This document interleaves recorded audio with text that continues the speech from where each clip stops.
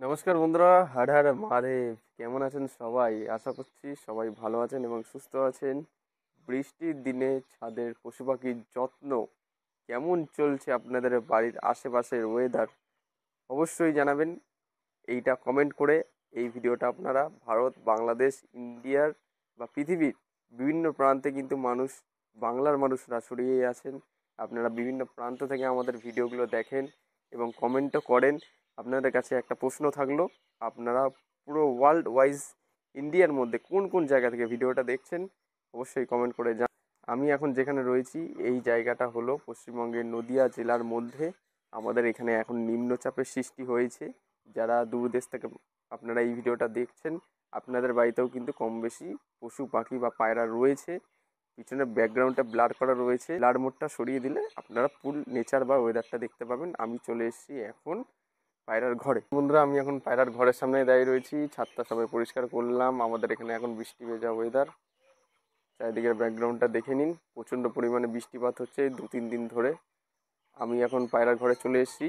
পায়রাদের খাবার জল দেব একদম পরিষ্কার পরিচ্ছন্নভাবে। ঘরে দেখছি গ্যাস হয়েছে, মানে পায়রা যেখানে বাথরুম বা পটি করে অ্যামোনিয়া অ্যাসিডের সৃষ্টি হয়। এই অ্যামোনিয়া অ্যাসিড কিন্তু মানুষের পক্ষেও ক্ষতিকারক এবং পায়রার পক্ষেও ক্ষতিকারক। তো বৃষ্টির দিনে আজকে দেখব ছাদের পশুপালন বা পশু পাখির যত্ন। বৃষ্টির দিনে ছাদের পশু পাখির যত্ন আমরা কিভাবে করব। তো ভিডিওটা সম্পূর্ণ স্কিপ না করে দেখুন, তাহলে আজকের এই ভিডিওটা দেখলে আপনারা জানতে পারবেন। তো চলুন বন্ধুরা, আজকের এই ভিডিওটি শুরু করা যাক। আমি ব্যাক ক্যামেরাটা অন করছি। এই যে বন্ধুরা, দেখে নিন। আমি চারিদিকের ব্যাকগ্রাউন্ডটা আগে দেখিয়ে দিই, ঘরের পজিশন বা পরিস্থিতি কেমন আছে। নতুন মাইক লাগিয়েছি, মাইক দিয়ে ভয়েসটা করছি। আর মাইকের কোয়ালিটি বা ভয়েস কোয়ালিটি কেমন লাগছে, পরিষ্কার শোনা যাচ্ছে কি না, সেটা আপনারা অবশ্যই কমেন্ট করে জানাতে পারেন। আমার এই ঘরটায় এখন কোনো পায়রা নেই, কিছু পায়রা আমি সেল করে দিয়েছি। যারা প্রতিনিয়ত ভিডিও দেখেন তারা জানবেন। এই জায়গাটায় কিন্তু এই পায়রার ঘরে ইনস্ট্রুমেন্টগুলো রয়েছে। আর এই ঘরটাও অলমোস্ট খালি হয়ে রয়েছে। আমি পায়রাগুলোকে সব খাঁচার মধ্যে ঢুকিয়ে নিয়েছি। এইখানে খাঁচাগুলো রাখা রয়েছে, যে ফাঁকা খাঁচাগুলো রয়েছে, বৃষ্টির জলে ভেজালে তো এই খাঁচাগুলো জং ধরে যাবে। তো এই ঘরের মধ্যে এখন আপাতত কোনো পায়রা নেই। যা আছে আমার হচ্ছে এই যে ব্রিডিং ঘরের মধ্যে পায়রাগুলো রয়েছে। এখন সকাল সকাল চলে আসলাম, সময় হয়েছে মোটামুটি ধরে নিন 11টা 37। 11টা 37 হয়েছে। তো মোবাইলটা স্ট্যান্ডে লাগিয়ে নিয়েছি, আমি পায়রার ঘরে চলে এসেছি। এখন দেখছেন আমার পিছনে কিন্তু ব্রিডিং কেজ রয়েছে। এখানে আমার বিভিন্ন রকমের পায়রা রয়েছে, যেমন কি গিরিবাজ, মানে এক এক করে বলতে গেলে গিরিবাজের মধ্যেই পায়রা রয়েছে। ম্যাড্রাস পায়রা একদমই কম রয়েছে, গিরিবাজের মধ্যেই পায়রা এখন পুষছি।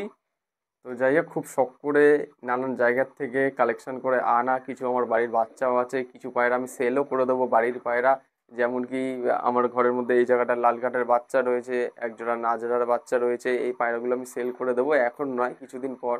পায়রা হয়তো ভাবছেন যে আমি পায়রা উড়াই কি উড়াই না, উড়াই, ঠিক আছে, কিন্তু আজকের ওয়েদারটা একদমই ভালো নেই। সেই কারণে আমি আজকে ওয়েদার অনুযায়ী পায়রা ওড়াতে পারবো না। কেননা ধরে নিন ম্যাড্রাস পায়রা তো প্রচণ্ড পরিমাণে ক্ষমতা বা শক্তিশালী। ম্যাড্রাস পায়রা তো আপনার বৃষ্টির মধ্যেও ওড়ে, কিন্তু গিরিবাজ পায়রার ক্ষেত্রে সেটা অন্যরকম, ঠিক আছে, ঠিক বিপরীত। গিরিবাজ পায়রা বৃষ্টির মধ্যে ঝাঁকে, বা মনে করুন কোনো একটা হালকা মেঘলা ওয়েদার হলে কেটে যাওয়ার সম্ভাবনাটা বেশি বা বসে যায়, ঠিক আছে, ডানা ভিজে গেলে, ডানা ভারী হয়ে গেলে বসে যায়। কিন্তু ম্যাড্রাস পায়রার ক্ষেত্রে কিছু কিছু এমনও ম্যাড্রাস আছে ভালো জাতের মধ্যে, বৃষ্টির মধ্যেও ভালো রকমের দম করে, বৃষ্টিতেও ওড়ে, ঠিক আছে। যারা পায়রা পোষেন তারা জানবেন, নতুন করে কিছু বলার নেই।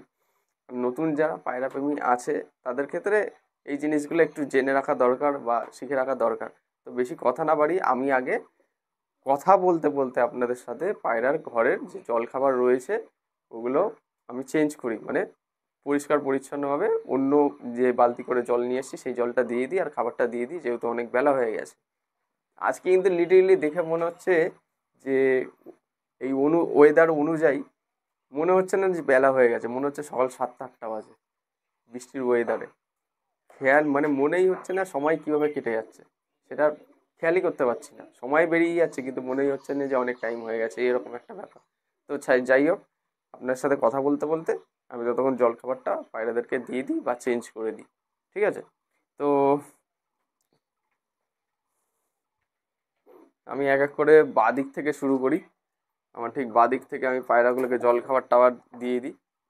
যে বাটিগুলো রয়েছে জলগুলো পুরো একদম পরিষ্কার পরিচ্ছন্ন করে দিতে হবে। আর আপনাদেরও বলে রাখছি যে পায়রা পুষতে গেলে সবসময় লক্ষ্য রাখবেন যে পায়রাদের পরিষ্কার পরিচ্ছন্নভাবে জল দেওয়া এবং একটা ভালো জায়গায় ধুয়ে মুছে খাবার জল দেওয়া এবং খাবারটা দেওয়া। ঠিক আছে? আজকে অনেক পায়রাই গা ফুলিয়ে বসে থাকবে, কিন্তু কেউ সেটা ভাববেন না যে পায়রা কি অসুস্থ বা রোগ হয়েছে বলে গা ফুলিয়ে বসে রয়েছে, এরকম কিছু নয়, এরকম কোনো ব্যাপার নয়। ঠিক আছে?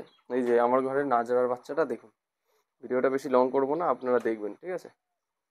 এই যে এটা হচ্ছে আমার ঘরের নাজরার বাচ্চা, জাস্ট দেখে নিন, আইস কোয়ালিটি দেখিয়ে দিচ্ছি, চোখটা খুলছে না, ফোকাস আসছে না। এটা হচ্ছে নাজরার বাচ্চা আমার বাড়ির। ঠিক আছে? এটা একটা ফিমেল বাচ্চা। তো এই সমস্ত কিছু কিছু বাচ্চা যেগুলো রয়েছে ওগুলো ঘরে ভালোই ডিম বাচ্চা করেছে পায়রা। আর আমি খেয়াল করেছি বৃষ্টির দিনেই পায়রা ডিম দেয় আমার কাছে, মানে আমার কাছে আমি জিনিসটা খেয়াল করেছি এতদিন পায়রা পোষা অনুযায়ী। আমি লক্ষ্য করলাম যে বৃষ্টির দিনেই আমার সব পায়রাই ডিম দিয়ে দেয়, মানে যত পায়রা এতদিন ধরে পুষছি ঠিকঠাক ওয়েদারে কোনো পায়রাই ডিম দেয় না। যেই বৃষ্টি হবে, একটু মেঘলা হবে, বৃষ্টি পড়া শুরু করবে বা নিম্নচাপ শুরু হবে, তখনই পায়রা ডিম দিয়ে দেবে। এরকমটা কেন হয় আমার সাথে আমি জানি না। আপনাদের সাথে যদি এরকম ঘটনা ঘটে থাকে আপনারাও জানাতে পারেন যে আমার মতন সেম কেস অ্যাজ ইউজুয়াল আপনাদের সাথে এরকম ঘটনা ঘটেছে কি না। তাহলে হয়তো বুঝতে পারবো বা কিছু জানতে পারবো। আর আপনাদের তখন তো বললামই, আপনারা ভিডিওটা কোন কোন জায়গা থেকে দেখছেন অবশ্যই জানাবেন কমেন্ট করে, তাহলে আমার বুঝতে সুবিধা হবে আপনারা আমার ভিডিওগুলো কোন কোন জায়গা থেকে দেখেন। আমারও ভালো লাগবে যে আমার ভিডিওগুলো পৃথিবীর বিভিন্ন প্রান্ত থেকে আপনারা ওয়াচ করছেন বা দেখছেন, বা আপনারা কিছু বোঝাতে পেরেছি বা শেখাতে পেরেছি। আজকে কিন্তু কোনো সেলের ভিডিও না, কেউ আবার বলবেন না কমেন্ট করে দাদা পায়রা সেলের জন্য কি কি আছে। এখন আপাতত সেলের জন্য কিছু নেই, যদি বর্তমানে ভবিষ্যতে থাকে তো আপনাদের জানিয়ে দেওয়া হবে। ঠিক আছে? আমি এক করে জল খাবারটা পায়রাদের দিয়ে দিই, কারণ অনেকটাই বেলা হয়ে গেছে। ঠিক মতো টাইমে এদের খাবার না দিলে কী হবে, কী হবে ঠিক মতো খাবার না দিলে পায়রা আনফিট হয়ে পড়বে, পায়রা দুর্বল হয়ে পড়বে। ঠিক আছে? এই জিনিসগুলো আপনারা একটু লক্ষ্য রাখবেন।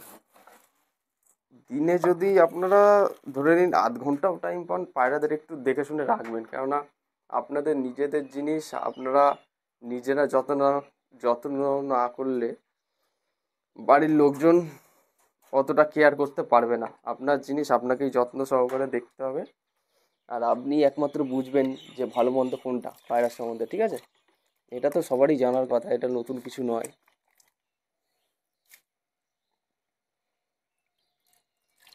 বাটিগুলো অনেকটাই নোংরা হয়ে গেছে, যার কারণে বাটিগুলো আমি ধুয়ে মুছে একটু জল খাবার দিয়ে দিচ্ছি পরিষ্কার করে। ঠিক আছে? আর পায়রার ঘরে গ্যাস হয়ে গেছে। ঠিক আছে? গ্যাসটা হয়ে যাওয়ার কারণে নাকের মধ্যে গন্ধ লাগছে, আর এই গ্যাসটা তৈরি হয় তোমার পায়রার ঘরে, পায়রা যখন পটি করে তখন এই যে গন্ধটা বেরিয়েছে এটা হচ্ছে অ্যামোনিয়া গ্যাস। এই গ্যাসটা আমাদের শরীরে যদি প্রবেশ করে আমাদের লাংসে ডাইরেক্ট এফেক্ট করবে। ঠিক আছে? লাংস আমাদের খারাপ হয়ে যাবে, মানে যেটা আর কি আমরা সিগারেট পান করলে যখন আমরা দেখ দেখতে পাই। ঠিক আছে? আমাদের ফেফড়া, লাংস যেটা আপনারা বলবেন, ফুসফুস যেটা আপনারা বলবেন, ফুসফুসে গিয়ে আটকে থাকে এদের পায়খানার থেকে যেসব কীটনাশক তৈরি হয়। আর আপনারা এটাও হয়তো জানবেন যে পায়রার যে সমস্ত পটি হয় সেগুলো থেকে জৈবিক সার তৈরি হয়, যেগুলো আমরা বিভিন্ন গাছে কীটনাশক বা সার হিসেবে ব্যবহার করি। তাই তো? এটা কি জানেন আপনারা? যে কোনো ওয়েস্টেজ জিনিস কখনো বিফল হয় না, কখনো ফেলানো যায় না। যেখানে আপনারা ফেলবেন সেখানে কোনো উদ্ভিদ জন্মাবে। সেটা হচ্ছে সে গরুর গোবর হোক বা পায়রার পায়খানা হোক বা যে কোনো জিনিস হোক না কেন, ওয়েস্টেজ কোনো জিনিসই হয় না, কোনো না কোনো কাজে রিসাইকেল হয়ে সেই জায়গাটা ঘাটতিটা পূরণ হয়ে যায়। ঠিক আছে? এই জিনিসগুলো আপনারা জেনে রাখবেন। এটা একটা কথা বলতে গেলে আমি যদি ধরি এক কথায় রিসাইকেল হয়ে সেটা আবার পৃথিবীতেই কাজে লাগে, পৃথিবীর মানুষেরই কাজে লাগে। এগুলো আস্তে আস্তে আপনারা যখন নতুন নতুন যারা পায়রা পুষবেন তখন আপনারা জানতে পারবেন। ঠিক ঠিক আছে, এগুলো এই চর্চার জিনিস, একদিনে শেখা যায় না। এগুলো শিখতে গেলে আপনাকে অনেক ধৈর্য ধরে শিখতে হবে। আর যে কোনো কাজই ধৈর্য সহকারে যদি মন দিয়ে করা যায়, সেগুলো কখনো ওয়েস্ট হয় না, বিফল হয় না। পায়রাগুলো খাওয়ার জন্য ব্যাকুল হয়ে গেছে, খাবার খাওয়ার জন্য। আমি সেই জন্য বেশি কথা না বলে এক এক করে পায়রাগুলোকে খাবার দিয়ে দিচ্ছি। বাইরে বৃষ্টি পড়ছে ঝিরিঝিরি, আবার বৃষ্টি পড়া শুরু হয়ে গেছে। ঠিক আছে, বেশি পায়রা নেই এখন, এখন পায়রা কমপক্ষে কমই আছে। মনে করুন 20-25টা পায়রা আছে এখন, আর বেশি পায়রা নেই। ঠিক আছে, আগের মতন অত বেশি পায়রা নেই। আগে 30-35 পিস পায়রা ছিল, এখন 25 পিস পায়রা আছে। তার মধ্যে বাচ্চা বাচ্চা উঠেছে, বাচ্চাগুলো যদি কাউন্ট করি তাহলে তো আরও সংখ্যায় তো অনেক দাঁড়াচ্ছে।